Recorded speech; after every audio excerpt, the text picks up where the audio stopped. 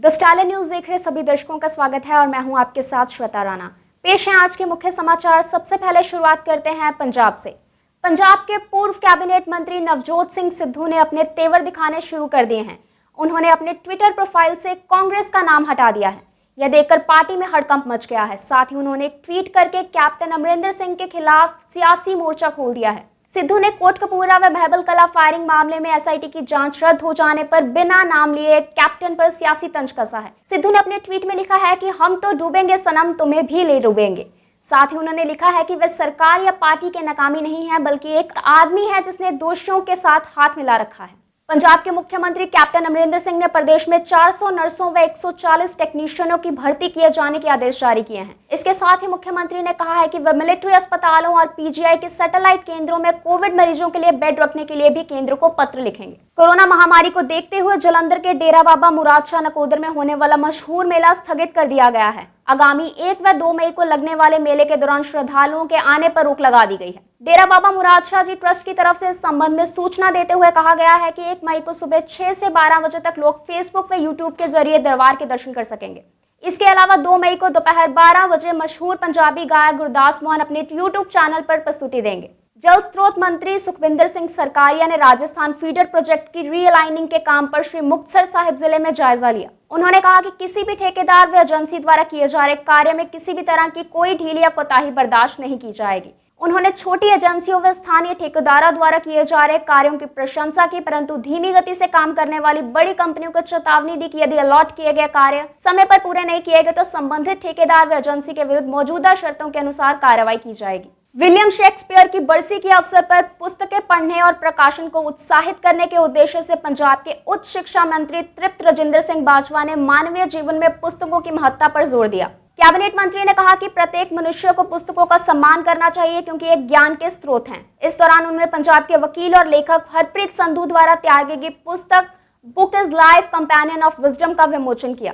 पंजाब के स्वास्थ्य मंत्री बलबीर सिंह सिद्धू ने आम आदमी पार्टी पर निशाना साधते हुए कहा कि आम आदमी पार्टी पंजाब पर उंगली उठाने से पहले दिल्ली में कोरोना से बिगड़े हालातों पर नजर डाले। उन्होंने कहा कि कैप्टन अमरिंदर सिंह के नेतृत्व वाली पंजाब सरकार कोविड-19 के मरीजों को बेहतर इलाज मुहैया कराने के लिए जंगी स्तर पर काम कर रही है और इस नेक कार्य के लिए कोई भी कसर बाकी नहीं छोड़ी जाएगी। पंजाब के स्वास्थ्य मंत्री बलबीर सिंह सिद्धू ने आम आदमी पार्टी पर निशाना साधते हुए कहा है कि आम आदमी पार्टी पंजाब पर उंगली उठाने से पहले दिल्ली में कोरोना से बिगड़े हालातों पर नजर डाले। उन्होंने कहा कि कैप्टन अमरिंदर सिंह के नेतृत्व वाली पंजाब सरकार कोविड-19 के मरीजों को बेहतर इलाज मुहैया कराने के लिए जंगी स्तर पर काम कर रही है और इस नेक कार्य के लिए कोई कसर भी बाकी नहीं छोड़ी जाएगी। स्वास्थ्य मंत्री ने कहा कि ऐसी सभी सेवाएं उन गंभीर मरीजों को भी दी जा रही हैं जो कोविड केयर अस्पतालों में बेड न मिलने के कारण इलाज के लिए दिल्ली से पंजाब आ रहे हैं। जिला प्रशासन ने आज एक शानदार पहल करते हुए पंजाब की पहली ऑनलाइन रोजगार मोबाइल ऐप शुरू की है। जिला प्रशासकीय कॉम्प्लेक्स होशियारपुर में डिप्टी कमिश्नर अपनीत याद की ओर से डीबीई ऑनलाइन नाम से इस मोबाइल की शुरुआत की गई।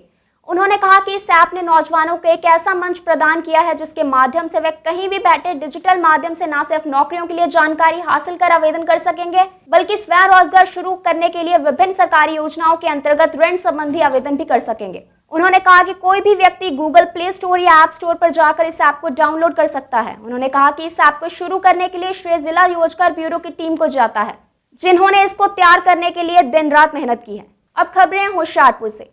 होशियारपुर के मोहल्ला बसंत बिहार के अलावा अन्य क्षेत्रों में गत रात्रि तेज तूफान के कारण कई पेड़ उखड़ गए, जिस कारण बिजली के खंभों को भारी नुकसान पहुंचा। व पेड़ बिजली की तारों पर गिरने के कारण कई खंभे औंधे मुंह गिर गए, जिस कारण इलाके की बिजली सप्लाई प्रभावित रही। गत रात्रि आए तेज तूफान के कारण अलग अलग जगहों से नुकसान के समाचार हैं, लेकिन किसी प्रकार के जानी नुकसान की कोई खबर नहीं। बिजली विभाग के अधिकारियों एवं कर्मियों ने तूफान के कारण हुए नुकसान को ठीक करने के लिए मुरम्मत कार्य शुरू कर दिया था। इसी बीच तूफान के कारण टांडा रोड पर स्थित सहोता पाइप कंपनी द्वारा बनाए गए गोदाम का शेड तथा पास स्थित एक ट्रांसफार्मर भी नीचे गिरने से पूरी तरह से क्षतिग्रस्त हो गया, जिससे कंपनी का भारी नुकसान हुआ। भगवान का शुक्र रहा कि कोई भी जानी नुकसान नहीं हुआ। होशियारपुर की तहसील मुकेरिया के गांव पंडोरी लमीन में गत दिवस हुई बेअदबी के मामले में राष्ट्रीय अनुसूचित जाति कमीशन के चेयरमैन विजय सांपला ने इस संबंधी जिलाधीश अपनीत रियात व एसएसपी नवजोत सिंह माहल से बैठक की। इस मौके पर उन्होंने अधिकारियों को मामले की जांच में तेजी लाने व दर्ज मामले में बढ़ोतरी करने के साथ साथ शेष रहते आरोपियों को जल्द से जल्द गिरफ्तार करने के निर्देश दिए। सरकारी senior secondary school Chauhal Hoshiarpur में लेक्चरर संदीप कुमार सूद की अध्यक्षता में विश्व धरती दिवस मनाया गया। इस मौके पर इको क्लब की इंचार्ज जसप्रीत कौर ने कहा कि अगर हमने समय रहते धरती को हरा भरा रखने के प्रयास ना किए तो आने वाली पीढ़ी को इसकी कड़ी कीमत चुकानी पड़ेगी। नगर निगम होशियारपुर के नवनिर्वाचित mayor Surendra Kumar Shinda, senior deputy mayor Parveen Saini व डिप्टी मेयर रंजीता चौधरी ने आज विधि पूर्वक नगर निगम में अपना कार्यभार संभाला। इस मौके पर कैबिनेट मंत्री सुंदर श्याम अरोड़ा विशेष तौर से उपस्थित हुए और उन्होंने तीनों पदाधिकारियों को चेयर पर विराजमान किया। इस दौरान उन्होंने उन्हें शुभकामनाएं देते हुए शहर के विकास को प्राथमिकता देने की बात कही। इस मौके पर नगर सुधार ट्रस्ट के चेयरमैन एडवोकेट राकेश मरवाहा, शादीलाल, मनमोहन सिंह कपूर व अन्य गणमान्य लोग मौजूद थे। अब खबरें देश विदेश व पड़ोसी राज्यों से। कोरोना संक्रमित होने के बावजूद महिला आईपीएस अधिकारी ने दूसरों के लिए मिसाल पेश करते हुए अपने घर को ही दफ्तर में तब्दील कर लिया। बता दें कि जम्मू की superintendent of police city north का पदभार संभालने के पहले ही दिन महिला आईपीएस अधिकारी मोहिता शर्मा कोरोना संक्रमित हो गई थी। महिला अधिकारी अब ऑनलाइन अपने कर्मियों से बातचीत कर उन्हें जरूरी दिशा निर्देश जारी कर रही हैं। मोहिता शर्मा अपने घर पर सुबह, दोपहर और शाम को 3 बार सभी थाना और चौकी प्रभारियों के साथ ऑनलाइन बैठक कर कानून व्यवस्था का जायजा ले रही हैं। हिमाचल में गत रात्रि भारी बारिश और बर्फबारी से काफी नुकसान हुआ है। मनाली में बर्फबारी का 25 साल का रिकॉर्ड टूटा है। 1996 के बाद पहली बार मनाली में अप्रैल माह में बर्फबारी हुई है। लाहौल सहित कुल्लू घाटी में बर्फबारी से सब अस्त व्यस्त हो गया है। जिला लाहौल स्पीति के साथ कुल्लू में 4 दिनों से मौसम का कहर जारी है। भारी बर्फबारी ने बीआरओ की चिंता को और भी बढ़ा दिया है। हिमाचल प्रदेश के मुख्यमंत्री जयराम ठाकुर की अध्यक्षता में आयोजित की गई हिमाचल कैबिनेट की बैठक में कई बड़े फैसले लिए गए हैं। जयराम मंत्रिमंडल की बैठक में प्रदेश के हजारों अनुबंध कर्मियों, कंटिजेंटों व अन्य कर्मचारियों को सौगात दी गई है। बैठक में विभिन्न विभागों में कार्यरत कर्मचारियों के सेवा काल को नियमित करने का निर्णय लिया गया।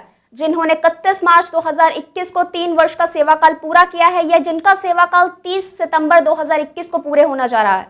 इसके साथ ही ने विभिन्न विभागों में खाली पड़े पदों पर नियमित करने का भी फैसला लिया गया है। हिमाचल प्रदेश के शिमला की ढली मंडी में चेरी की धमाकेदार एंट्री हुई है। शुरुआत में ही चेरी को 250 रुपए प्रति किलो दाम मिले हैं। शिमला जिले के कोटगढ़ में चेरी की खेप मंडी पहुंची। यहां चेरी को 150 से अधिकतम 250 रुपए प्रति किलो दाम मिले। आमतौर पर सीजन की शुरुआत में चेरी 150 से 200 रुपए प्रति किलो के थोक रेट पर बिकती है, लेकिन इस साल डिमांड अधिक होने के चलते शुरुआत में ही चेरी को 250 रुपए प्रति किलो तक दाम मिले हैं।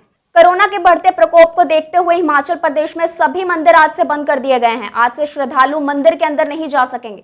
कोरोना के केसों में वृद्धि को लेकर हिमाचल सरकार ने यह फैसला लिया है। हालांकि मंदिरों में पुजारी हर रोज की तरह सुबह शाम आरती कर पाएंगे।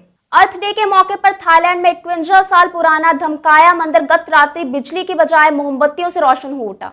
बौद्ध भिक्षुओं ने 78 एकड़ में फैले मंदिर परिसर में 3,30,000 मोमबत्तियां जलाकर वर्ल्ड रिकॉर्ड बनाया है। इसे Guinness of book world record में भी दर्ज किया गया है।